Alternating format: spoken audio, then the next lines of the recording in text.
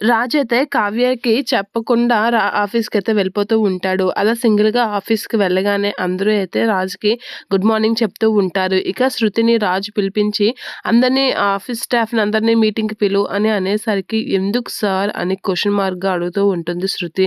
ఎందుకంటావేంటి మీటింగ్‌కి అని చెప్పేసి అంటూ ఉంటాడు. ఇప్పుడెందుకు సార్ మీటింగు అని చెప్పేసి శృతి అయితే అంటూ ఉంటుంది. నాకు ఎప్పుడు ఏం చేయాలో బాగా తెలుసు.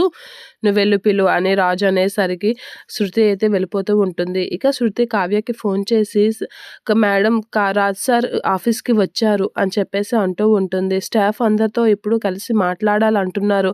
స్టాఫ్ అందరి దగ్గర సార్‌కి గతం గుర్తులేదని విషయం తెలియదు. కానీ తనకి గతం గుర్తులేదని విషయం టంగ్ స్లిప్ అయ్యి చెప్పేస్తారేమో అని భయమేస్తుంది. అలాగైతే కొంప కొల్లేరవుతుంది.